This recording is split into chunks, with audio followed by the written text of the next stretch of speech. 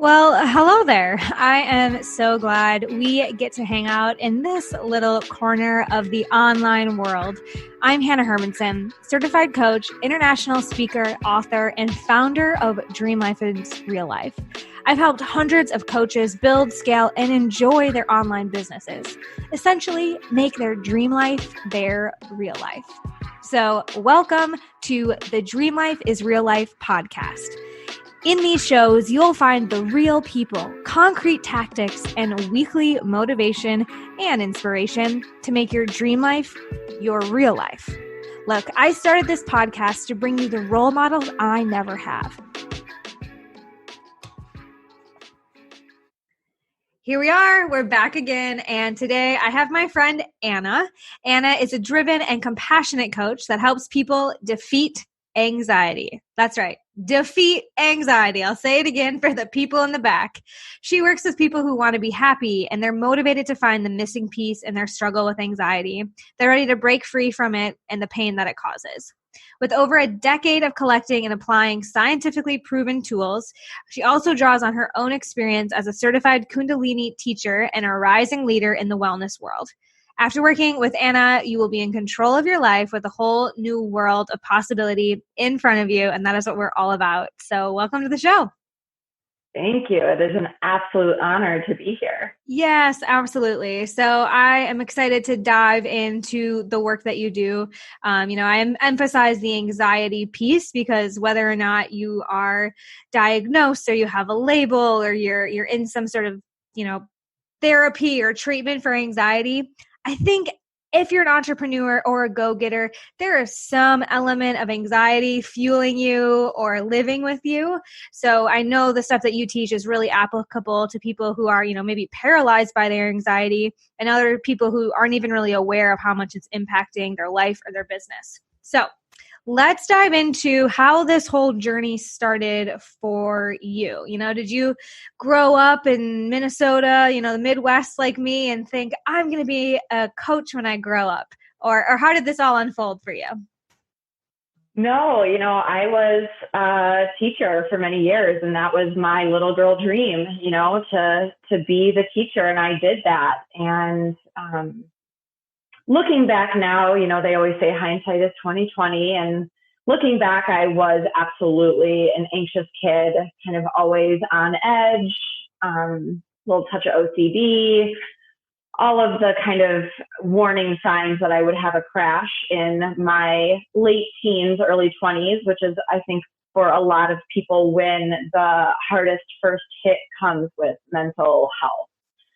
So that happened to me, and I had my first panic attack at about 19 and kind of started on a very long journey of over a decade, struggling with and trying to overcome anxiety. Yeah, there's so much that I can relate to in that. And I think why we make a good team and we have so much in common. And I know a lot of listeners do too, right? The whole teacher path, that means that you had some mission in you to make a bigger impact and do something bigger. And now in your coaching practice, you get to use some of those experiences, but on your own terms, right? Not wiping noses and whatever else teachers do these days, right? For me, it was the politics, playing the political game, which is why I eventually decided I just couldn't go back to it. No one tells you you're also going to be a political player when you become a public school teacher.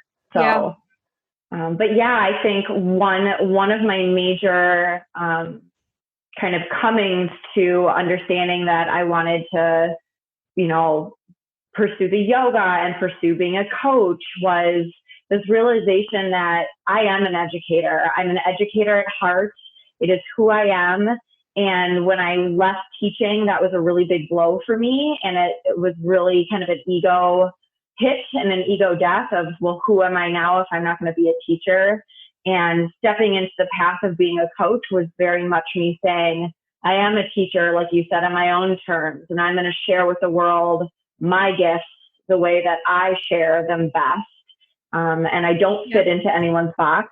And this is the way that I can do that. Yeah. That's not an easy transition though. And I want to dig into that a little bit because when you take a certain path, like being a school teacher, like there will always be school teachers. They will always get paid a certain amount. They'll have healthcare. Like that's a very comfortable and, on the straight and narrow type of job.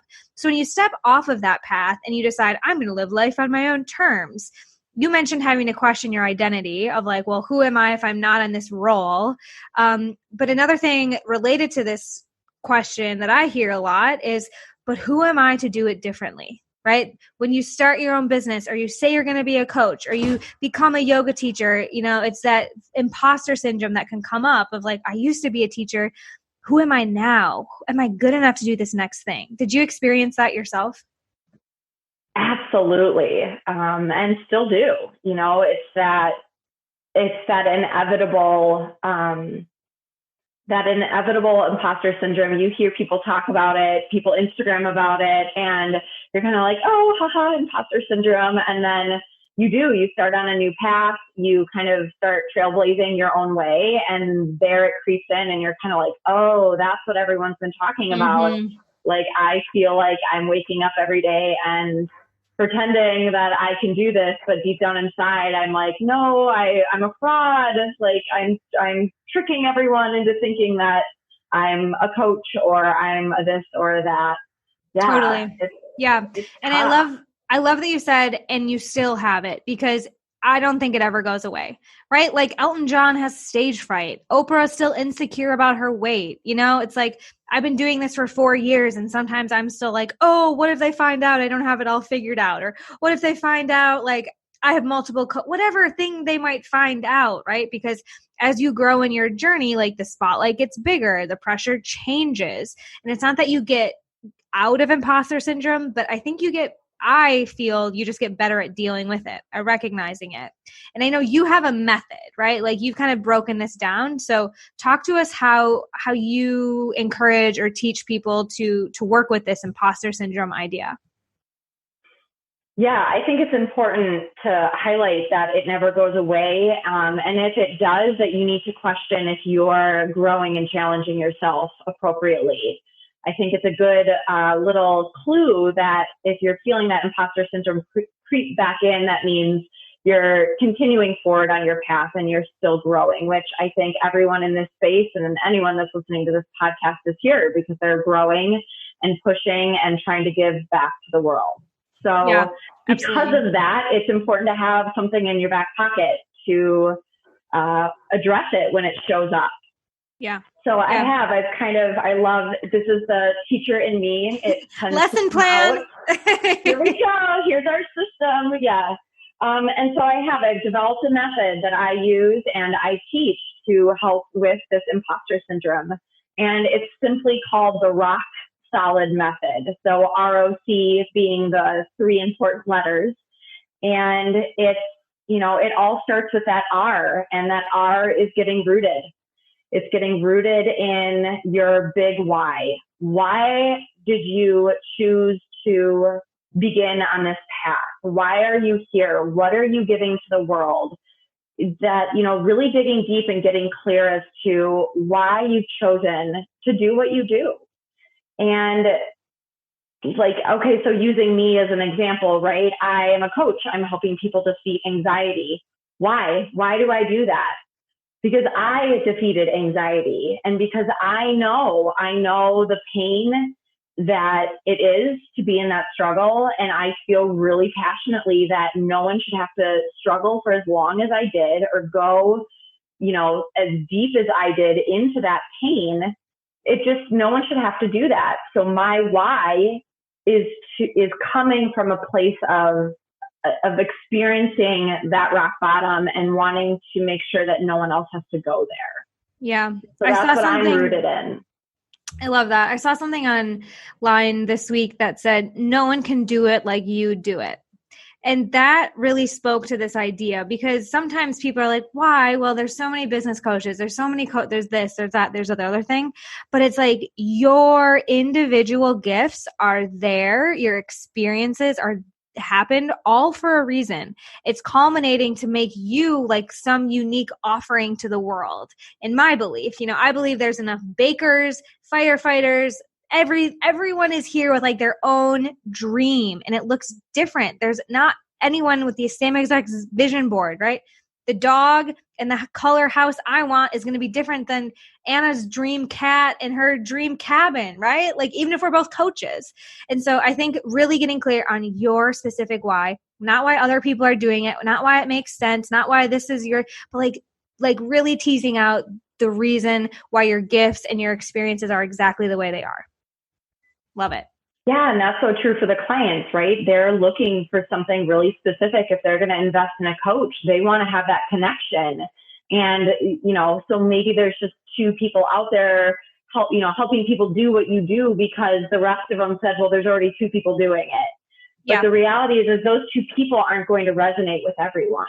So absolutely. Yeah, absolutely. I want to just put you on the spot for a second because I think our story is really resonant to this. We'll get back to the imposter syndrome thing, but I do want to share how Anna and I got connected. So it's just so good. Thank you, universe. I'll say. So my now husband, Mac, and I were then engaged. Maybe not even engaged. Anyway, we were traveling the world. Okay. We were traveling the world in our backpacks. Just pre-engagement. Pre-engaged, young, wild, and free. And we were in this small lake town, Lake Atitlan in Guatemala. If you're into yoga, you might have heard of it. Otherwise, I don't know. And it was a Sunday, and I wanted to find the Green Bay Packers. How much more random can we get? No one else does a Sunday like I do it, right? This quote, no one else does it like I do it. So I'm in Lake Atitlan, Guatemala, Yoga Central, looking for the Green Bay Packers NFL. Go to this bar, like it's kind of looking good. And then I notice there's this other group also like asking about football. And I'm like, oh, hey. And this girl turns around with a Green Bay Packer t-shirt on. Happens to be Anna from the Midwest here for a yoga teacher training. And obviously, the stars aligned. We became friends. We spent time in Guatemala. But then it wasn't until like a year later that she was like, hey, I really want to get my yoga and coaching business going. I love what Dream Life is Real Life is all about. Like, how might you be able to help me?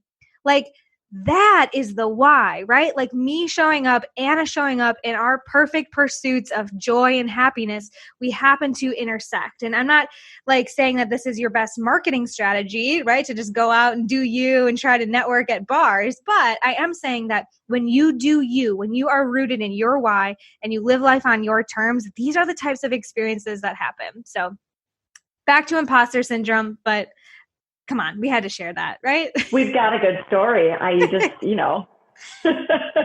right. So let's go from there, right? So like Anna, you knew your why, like you had done all this studying with yoga. You were in a place that's like, it is my time to step into my power. So what happened next to keep you on this path and maybe fighting down any other fears or imposter syndrome that came up? Yeah, I went and lived on that mountain for 3 months and said, I'm doing this, and hiked down the mountain every Sunday with my Green Bay Packers shirt on and met you. But what I found, okay, I'm rooted in my why. I'm going on my journey. I'm quitting my job. I'm going to Guatemala for 3 months. I'm going to get myself straight and get rooted in what I'm doing. And the thing that happened next for me were the yeah buts. So the objections, right? And this is the O in the ROC.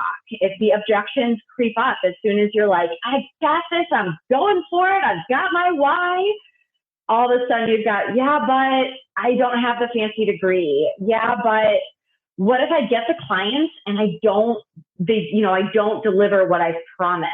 Or like the one we talked about is huge. Yeah, but there's a million other people out there doing this better than I ever could. So why even try?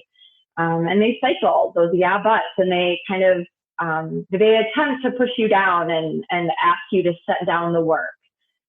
So what I have developed and done to kind of combat this is, first, I always write them down. Get it out of your head, get it on paper, get it concrete. Make a little chart on your wall in your office, a Google Doc, whatever your system is. And anytime a yeah, but comes up, jot it down and then make a counter to it. So yeah, but I don't have a fancy degree. No, I don't have a fancy, degree that has to do with anxiety. what I do have is over 10 years of experience with anxiety, knowing what it's like. And because I have personal experience with the struggle, I have a dozen plus different ways to come at it versus one narrow degrees, specialty. So maybe that's actually a strength, not a weakness. What's another one? Yeah, but what if I don't help a client defeat their anxiety? That was a huge one for me, right? What if I book that client and they don't get better? They don't defeat their anxiety. And Hanna, this was one you actually helped me get through and create that counter on, which is it's actually their job to defeat their anxiety. And I know, and I'm rooted because I've done that work in that I have the tools, I can give the support, I have the resources, and they also have to show up and do that work. I'm not defeating the anxiety for them. They're doing that for themselves with my support. Right. And that was huge for me. That was a breakthrough. Yeah. And this is true of any coach, right? Like in a coaching relationship, whether you're coaching the Green Bay Packers or you're coaching someone to learn how to swim or you're coaching someone to defeat anxiety, you can only show up for your half of that relationship. So, if you're a quarterback coach, you got to show up for 100% of your 50%. But the time comes when that kid has to go out and throw the pass themselves. And the same is true with any coaching client you have. And we've talked so much about this, Anna. It's like, are you showing up for 100% of your end of the relationship?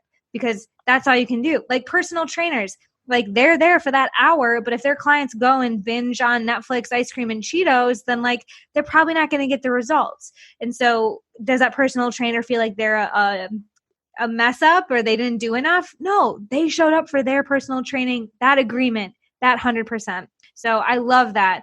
And then finding what is true for you and handling your own objections. So good. Yeah, so good. Flip it. Yeah. All right. Get us to the C. What comes next? That C is really maybe the most important one. And it's just consistency, right? You got to grind it out every day. Whether the imposter syndrome is raging or it's just whispering, you have to show up every day with the same vigor and excitement and really push forward. There's a lot of unsexy days as an entrepreneur where you have to sit down and you have to do the behind the scenes and you have to really grind it out.